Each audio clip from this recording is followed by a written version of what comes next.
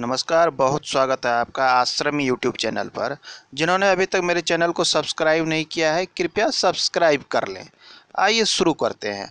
आज का हमारा विषय है कि हथेली में पाए जाने वाले कुछ शुभ चिन्हों के विषय में जो अत्यधिक शुभ फल देते हैं।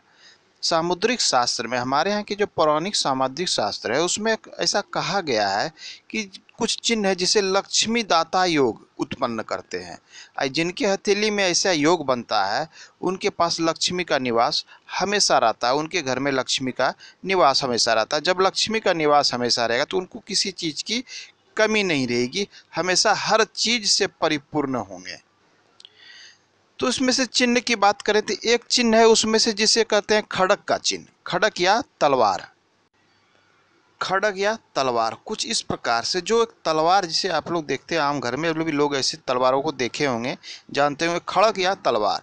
तो कुछ इस प्रकार से उनके हथेली में ऐसे चिन्ह, ऐसे जनरली बहुत कम लोगों के हथेली में देखने को मिलता है।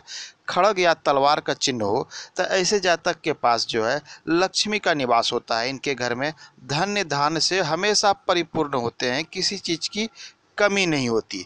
दूसरा जो चिन्ह है वो है दर्पण का चिन्ह। दर्पण जिसे हम लोग आईना कहते हैं, वो चिन्ह कुछ इस प्रकार से बनता है। इस प्रकार से एक गोलाकार होता है, दूसरा गोलाकार इसके ऊपर में देखने को मिलता है। इस प्रकार से, मतलब इसमें हल्का सा मिलता जुलता हो सकता है।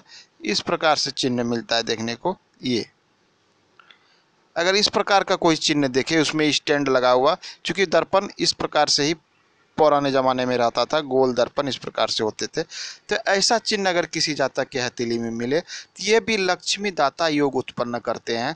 इससे जातक के घर में हमेशा धन की परिपूर्णता रहती है, किसी चीज़ की कमी नहीं होती।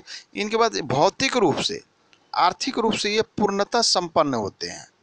तो ये शुभ चिन्हों में आता है। ये हथेली में कहीं पर भी बने, ज़्यादातर शुक्र क्षेत्र में, चंद्र क्षेत्र में ये ज़्यादातर बनते हुए दिखाई पड़ते हैं, या फिर मध्य क्षेत्र में भी कभी कभी दिखाई पड़ते हैं।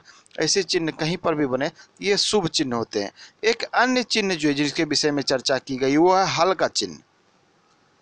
हल जो हमारे घर किसान जो है खेतों में, जिससे खेतों की जुताई करते हैं फसल उपजाने के लिए, उसी हल की हम बात कर रहे हैं। वो हल का चिन्ह कुछ इस प्रकार से बनता है। ये एक दोहरी लकीर इस प्रकार से होती है। दोहरी लकीर इस प्रकार से होती है। इसमें एक एक लकीर कुछ इस प्रकार से होती है कि ये जैसा प्रतीत होता है कि ये हल है। ऐसे एक साइड थोड़ा मोटा रहता है, ऐसे। तो इस प्रकार का बनने वाला चिन्ह जो है हल का चिन्ह कहलाता है। तो यह चिन्ह काफ़ी शुभ माना जाता है। ऐसे प्रैक्टिकली रूप से ऐसा चिन्ह देखने को बहुत कम मिलता है। हजारों हथेली में से किसी एक हाथ में ही ये चिन्ह देखने को मिलता है। ये ऐसे जातक परिपूर्णता को दिखलाता है। अचल संपत्ति बहुत ज़्यादा होती है इनके पास। अचल संपत्ति कहने का अर्थ है कि भूमि संबंधी, जिसे जगह जमीन, भूमि, घर मकान इत्यादि की संपत्ति बहुत होती है। इनके पास धन की कोई कमी नहीं रहती, हमेशा परिपूर्णता होती है। तो ये हल का चिन्ह जो है काफ़ी शुभ माना जाता है और अच्छा माना जाता है। एक अन्य चिन्ह है, चौथा चिन्ह जिसके विषय में चर्चा की गई, वो है पर्वत का चिन्ह। पर्वत का चिन्ह साधारणतः देखने पर ज़्यादातर लोगों के मणिबंध क्षेत्र पर यह चिन्ह देखने को मिलता है। इस प्रकार से उठे उठे से इस प्रकार से चिन्ह दिखते हैं। ये पर्वत का चिन्ह है। जैसा ऐसा प्रतीत हो कि ये पहाड़ जैसा दिख रहा हो, आप देख सकते हैं इस तरह से चिन्ह। ये कहीं पर भी बन सकता है, लेकिन ज़्यादातर इस क्षेत्र में बनता हुआ देखा गया है। ये चिन्ह लोगों की हथेली में देखने को अक्सर मिल जाते हैं। ये पर्वत या पहाड़ ऐसा प्रतीत हो कि ये पहाड़ बना हुआ है, ऐसे ऐसे इस प्रकार से लगे कि ये पहाड़ बना हुआ है। तो ये चिन्ह जो है शुभ माना जाता है। ये उच्चता को दिखलाता है, जीवन में उच्च स्तर को। चूँकि पर्वत क्या होता है, हर क्षेत्र से ऊंचा होता है। तो ये जीवन में आदमी को हर क्षेत्र में ऊंचा उठाता है।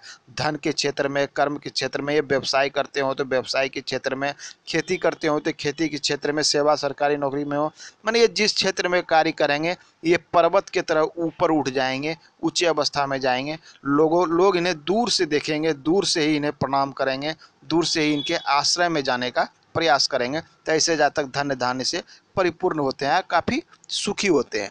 तो आज के अंक में इतना ही, मिलते हैं अगले अंक में। धन्यवाद।